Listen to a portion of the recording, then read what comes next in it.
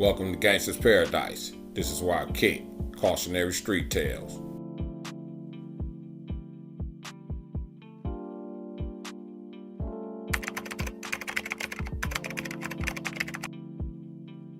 Click that like button, click that subscribe button, and click that little bell.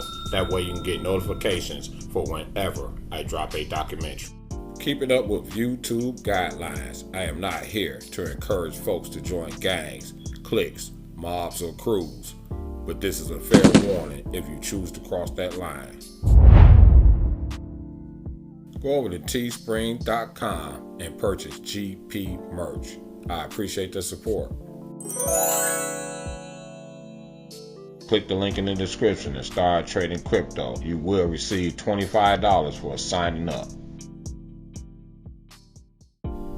The Hawk went bi-coastal distribution routes on both coasts. A Detroit and LA-based wholesaler was his man on the west, but he got killed, which forced his relationship with Nitty. Doc Holliday served as the Hawk's bodyguard.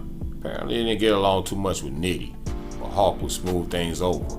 Much like Butch with YBI, he didn't want to be the third wheel muscle man, or the fourth wheel, or the fifth wheel.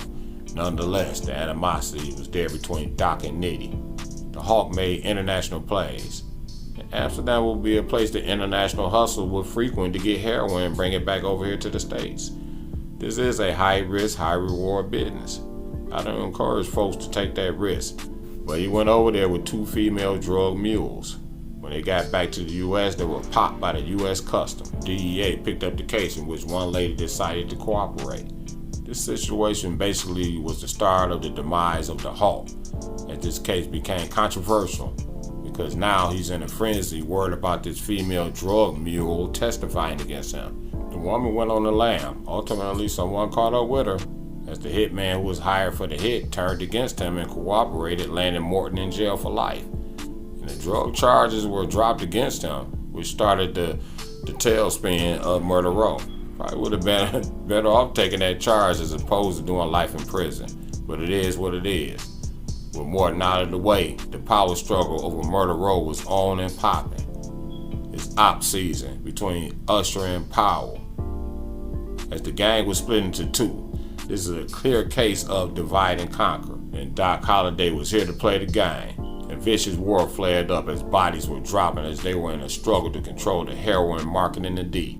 Detroit certainly had its wars in the streets, power struggles, bullets flying, and bodies dropping. That's a scenario in cities like Cleveland and Cincinnati.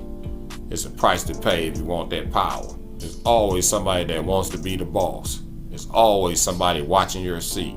They would do anything to get a shot to sit on the throne. Loyalists chose to go with Doc Holliday, and other loyalists decided to side with Usher. Pick a side, and it became a bloodbath. Holliday got into position, and his narcissistic nature took over, and he wanted more power. With Campbell gone, Morton gone, Usher was at a weak point without his muscle. Allegedly, the Italian mafia is losing grip on the heroin trade in the hood. Soon crack came in, and it became about having the Colombian connect. I mean, you don't hear about kingpins flying to Colombia to pick up shipments and flying back to Detroit. The OGs in the 70s, they were flying to countries like Amsterdam. Subscribe to this channel. Looking to get to 3,000 subs and at least 75 likes on this video. Holliday wanted to up the pressure on Nitty by hiring 2 notorious hitmen, James Red Freeman from Detroit and Robert Lefty Partee from California, to help eliminate Usher and his inner circle on a quest to take over the game for himself. The beef boiled over as Powell had an Usher loyalist assassinated reportedly over a woman Partee was dating. Allegedly, he was killed at Doc Holliday's headquarters at the Michigan Federated Democratic Social Club. Doc was trying to desperately find his own connection so he wouldn't have to depend on Usher for his supplies. Divide and conquer as federal agents observed some of Nitty's close allies hanging close to Holliday's headquarters instead of Usher's headquarters at the Black Orchid Club. Frank Nitty, founder of Murder Row, realized he had to get rid of Doc Holliday and put a bag on his head. The hit was assigned to second in command, Cool Cat Elliott. In return, Holliday put a bag on Elliott's head. They could not get up with Elliott due to the fact he caught a case and was arrested. Mind y'all, the feds is watching all this unfold. that set the stage for what's considered one of the most high-profile, heinous gangland murders in Detroit history.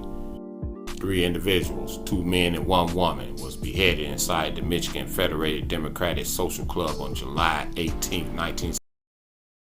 The organization was crumbling under this bitter war between the 2 factions. Morton sat in jail, who kept things cool between Usher and Holliday. This is divide and conquer.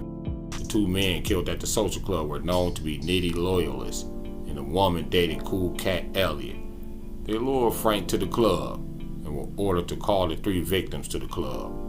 Why these 3 particular people, I don't know why they picked these 3 people in particular. But the whole thing seemed strange. Reportedly, Usher was present during the murders, as he claimed he was forced to participate. With his quick wits and politics, his life was spared. The bodies were discovered as the doorman was assigned to get rid of the bodies. He parked the vehicle somewhere and it was discovered by someone that called the police. Today, it's still considered one of the most heinous gangland murders in Detroit history. Nitty, Holliday, Partee, Freeman, and the doorman Beanie Freeman was charged in the triple murder. Ironically, Doc Holliday was acquitted. Usher was convicted and sentenced to life for the crime, but he maintained he was the intended target and was forced to participate. It was later granted a new trial and the conviction was overturned and he was released from prison.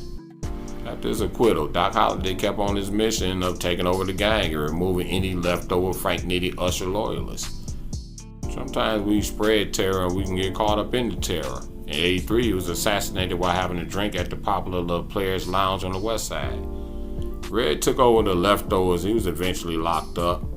The Hawk Morton was released decades later, and Partee remained locked up for the triple homicides. It appears the organization would not have become the Powell players without the muscle of Chester Wheeler Campbell. I mean, when you look into Murder Row, his name comes up like automatically. This is Gangsta's Paradise. I appreciate y'all listening. One love.